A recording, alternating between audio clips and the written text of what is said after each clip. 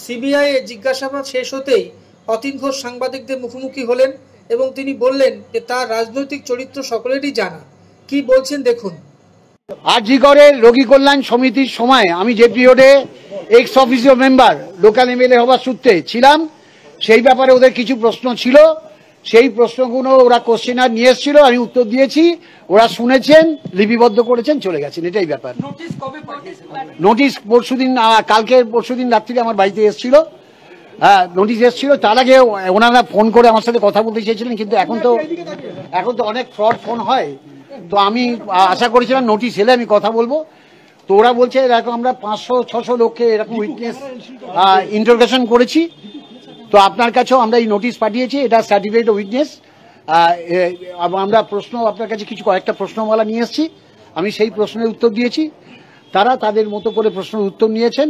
একজন নাগরিক হিসেবে আমার কোঅপারেশন করার কর্তব্য, এবং আমার ভূমিকা রোগী কল্যাণ সমিতি এক্স অফিসিও মেম্বার 3-4টে বছর এই মিটিং অ্যাটেন্ড করা ছাড়া এই কোনো ভূমিকা ছিল না। সেইগুলো ওনাদের কাছে এক্সপ্লেন করেছি, ওনারা শুনেছেন, লিপিবদ্ধ করেছেন, চলে গেছেন।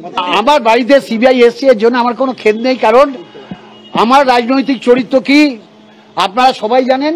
15 বছর ধরে কলকাতা কর্পোরেশনে হেলথ সামলাচ্ছি, আমার বিরুদ্ধে কেউ কোনোদিন আঙুল তুলতে পারিনি, এবং রোগী কল্যাণ সমিতিতে আমার ভূমিকা আরজিকরের রোগী পরিষেবা নিয়ে, এবং আমার কার্যকর সীমিত ছিল রোগী কল্যাণ সমিতির বছরে 3-4টে মিটিং হতো, সেই মিটিং অ্যাটেন্ড করা। তার বাইরে আরজিকরে আমার কোনো ভূমিকা ছিল না, সেটাই ওনাদেরকে এক্সপ্লেন করেছি। ওনারাও অনেকটা জানেন, ওনারা কোশ্চেন নিয়ে এসেছিলেন, আমি উত্তর দিয়েছি। যাই হোক, এটা যে কোনো উদ্দেশ্যই থাকুক, আমি তাতে কিছু মনে করি না, এই কারণ আমি জানি যে আমার এখানে কোনো ভূমিকা নেই, তো ন্যাচারালি।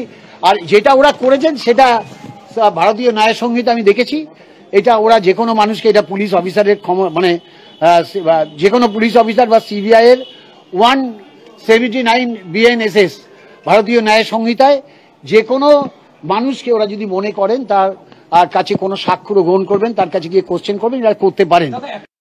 আমাদের ভিডিও ভালো লাগলে লাইক ও শেয়ার করুন, কমেন্ট সেকশনে গিয়ে জানান আপনাদের মতামত। আরো ভিডিও পেতে চ্যানেলকে সাবস্ক্রাইব করুন।